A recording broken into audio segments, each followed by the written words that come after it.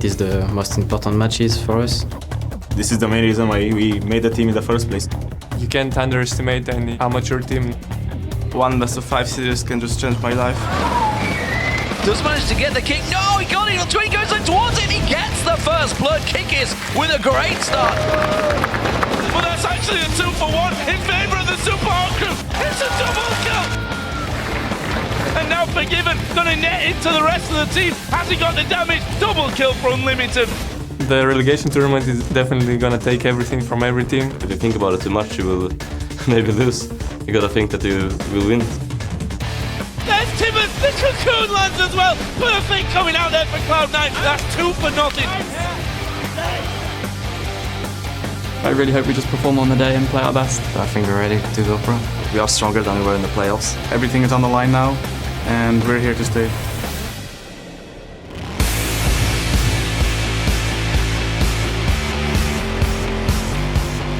Welcome, ladies and gentlemen, to the second day of the European Summer Promotion Tournament, coming to you live from our studios here in Cologne, Germany. I am Lee Diamant Smith, and alongside me once again is Trevor Quickshot Henry after his little jaunt to North America. Today, 4 teams will battle it out for a chance to join or rejoin the LCS and compete in the upcoming Summer Split. Yeah, yesterday we seen Millennium defeat the Ninjas in Pajamas in a series that went all the way. That secured their own spot in the league, but we expect it to be some fierce competition for the last 2 spots here today. Yeah, now let's talk about some league action from earlier today. Over in Korea, OGN, they are almost down to the final 4 teams. The 5th blind pick game between KT Bullets and Najin Whiteshield is just wrapping up to decide who will be that 4th and final team to qualify for the semi-finals. Yeah, so Ozone and SKT T1K did battle last week, and not surprisingly, it was Ozone that beat the world champions 3-1. SKT T1K have been underperforming in recent weeks.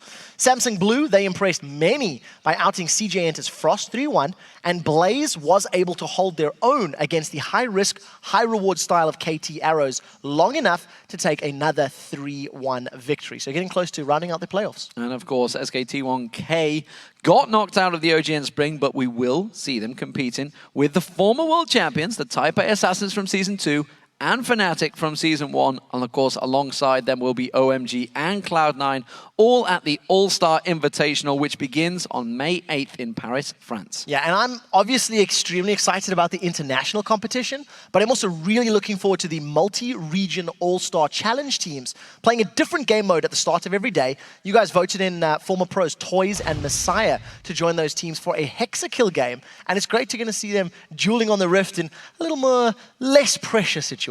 I'd love to see Jat still there, nevertheless. Now, though, let's bring things back over to here in Europe and talk about yesterday's promotion series. Congratulations goes to Millennium, who requalified for the LCS after an incredibly lengthy and tense match against Ninjas in Pajamas. That went to all 5 matches, and it was a lengthy affair, that's for sure. It was, and you could definitely argue that both teams made plenty of mistakes over the course of the brawls and all 5 games. They both played very calculated in a very patient fashion, and in the end, it was Millennium who came out ahead. They took command of the 5th and final game of the series. They secured their spot for the Summer Split of the LCS, and they'll be back to try and challenge for Worlds. And of course, during the 4th match of that series, there were 2 #LCS big plays that had you guys buzzing. First up, it is Kevin's Jax 5-man Counter-Strike. This came in from @DanielHorn94, and he said, "Holy Jax, that Pentastun. This was your 2nd most talked about play." Who's going to get the better of this one? The culling goes out. There is a solar flare used as well. Kevin is actually still over there by the dragon as Mitty's gone very, very deep. Gets himself locked up. Here's Kevin right into the middle. He manages to stun the entire team. And now 0-0 with no ultimate's going to go down. That's a double kill for Jax. Well, D-Man, that was stunning indeed. And from that same game, we have the incredible Kale Quadra kill from Nuke Duck. This came from @DavidCR1996. The Quadra Duck with the Sheen Kale was so impressive. This was your most talked about play. Onyx actually taking a lot of damage here. He's going to use his ultimate, and there is Nuke Duck from the backside. That is a ton of damage coming in, and they managed to lock up all 3 of them. Can they wipe them out? Creator will fall as well, and it's only J Reed to try and walk away from this one, and he will once again locked up. And Nuke Duck is coming in. This is a quadra kill for Nuke Duck. Certainly a very entertaining match, that one, the Game 4. Remember to send us your favorite plays from the games today by tweeting them to @LOL Esports and using the hashtag LCS Big Plays. So let's take a quick look at the standings so far. We mentioned the Millennium won their series yesterday, which moves them into the Summer Split, while Ninjas in Pajamas, well, they're going to be heading to the Summer Challenger Series. Yeah, and that brings us to today's games. First up will be the Super Hot Crew versus Cloud9 Eclipse, and then the Copenhagen Wolves will face Denial Esports. Both of those are a best of 5, so strap yourselves in. We are in for a whole heap of action and many more hours of League. Absolutely. You can keep track of these matches with stats, VODs, articles, and much more over at lolesports.com. You'll also find the schedule for all of the upcoming games, which now include the full listing for the All-Star event. That's also where you can tell us who you think will win today's matches. Yeah, just click on the team you believe will win their series, and we'll check in before the first game in each to see how you voted. And while you're voting, on the website, of course, head over to vote.lolesports.com to pick one champion that will be played by both teams during the special Earth match at the All-Star Challenge in Paris. Yeah, the Fire and Ice Challenge teams will face off in this OP mode on May 8th.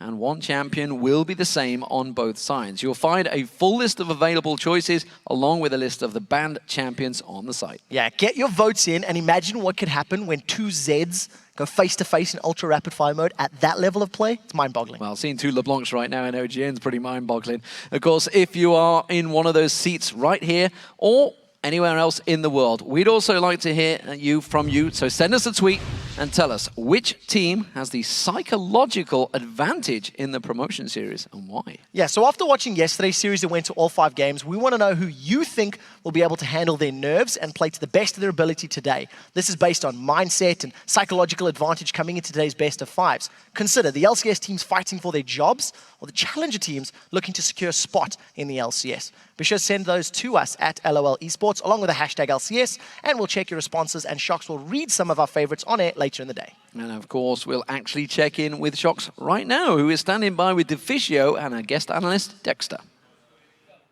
Thank you very much, D-Man. Indeed, I am Evie Shock supporter, joined by Martin, Deficio, Lunge, and Dexter once again, will providing us with his expert analysis throughout the day. Guys, yesterday, Millennium making it through after a very thrilling best of 5 versus NIP. Today, 2 best of 5s. Very first game up is the Super Hot Crew as they take on Cloud9 Eclipse. Dexter, is there one of the 2 teams that has a clear edge for you? I don't think so. I think it can go either way. It just depends on who's prepared, and yeah. I think Super Hot has the advantage maybe because they had played in LCS and have experience, but yeah, I can't really predict how this game goes. But So Deficio, in the video they said that Impaler would be very important for the Super Hot Crew, but we have also mentioned Mr. Raleigh as being so important if he is good today, because there's a lot of nerves on him. Yeah, well, the dual lane for Super Hot Crew has been one of the best, actually. When you take a lot of the games during the season, they always do well in lane, always farm well. And Mr. Riley's, of course, shown if he gets a few kills early on, he can actually carry a game. Could be a big deal for Super Hot Crew. I still think jungler, the 2 junglers is going to be the big deal here. The new jungler for Cloud9, of course, coming in here. Nerves is there. Impaler, who played the entire season and just got better and better. I feel like the edge is on for Impaler and Super Hot Crew, but it could definitely go 5 games. All right, and then the second best of 5 is going to be the Copenhagen Wolves as they take on Denial. Dexter, Copenhagen Wolves, of course, an LCS team, and Denial really good in the challenger scene, so it could be a close matchup as well. No offense, but I think it will be 3-0 for Copenhagen Wolves. I think they're really good, actually. So yeah. Do you have anything to back that up, or is it just very clear? I think Forgiven is like probably the best AD carry in Europe right now. Like, even Reckless said it for himself that he's really, really good and he respects him a lot. And yeah, I think Amazing is like the best jungler too. It's like they have incredibly talented people. And yeah, they actually have like a good gameplay, I think, from what I saw. And I think they have the advantage in that game pretty much. And that's the good thing about it, because for Denial, Kikis is very important, the jungler. Obviously, going against Amazing is going to be very hard for him. And I don't see the solo laners from Denial actually killing Youngbok and Kautat 1 by 1. And it's normally when you want to beat Copenhagen Wolves, you kill the Youngbok or Kautat, shut them down early because they are the weaker ones on the team. I don't think Denial can do it. And therefore, as he said himself, Forgiven and Amazing can come in there and just carry the whole thing. So you guys are calling it for Copenhagen Wolves for the second one. First one? I would go with Super Hot Crew because they have Mr. Ellis too. I think Mr. Ellis is really good for himself, and yeah. All right, Deficio? Yeah, I think support crew as well, but I think it's going to be 5 games. I think it's going to be 5 games. Well, we sure hope so. We're going to take a short break to get things ready for this first best of 5. But before we head in, let's take a closer look at Cloud9 Eclipse and their new jungle, Santorin. Cloud9 lost their best player from the jungle, Ku, because he is underage and will be unable to participate in the promotion tournament. Without Ko, they have never won anything. A couple of months ago, we substituted Kao with another jungler, and we got beaten by Denial Esports. So I guess that's what they're thinking, that we're gonna be as weak as before. He's like probably top 3 junglers in EU, I think. And yeah, I'm glad to not play against Ku. He's so annoying to play against. He's always there when you don't expect it. And then we see him go over the top, but Ko is going to run in towards Kikis. Babunia goes low, and there is the first blood coming out for Ko.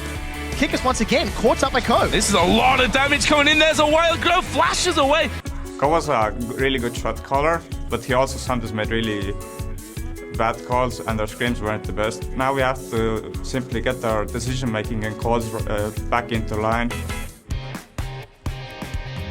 Santorin was like a really good solo queue player, and many like LCS players said that if you want to get some good jungler, you should maybe go for Santorin because he's performing really good. I was only playing solo queue because I wanted the really good teams to notice me.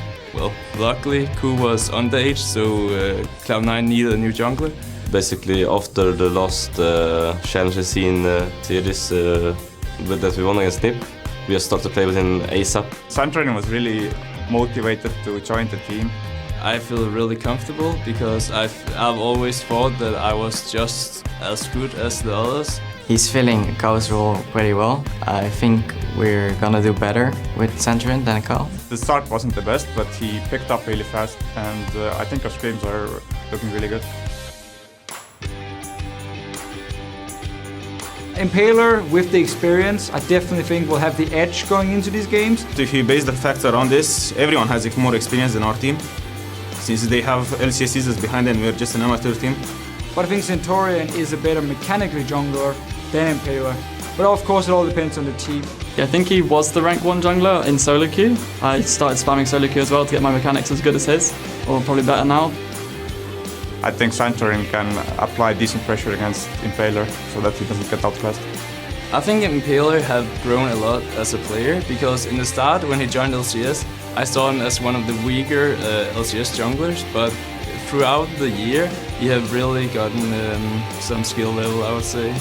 Santorin, he's got a very not similar playstyle, but he's considered like the wild card. He's only just turned 17, so I think it's going to decide like not who can place the most aggression on the map, but who can place pressure in the right places on the map.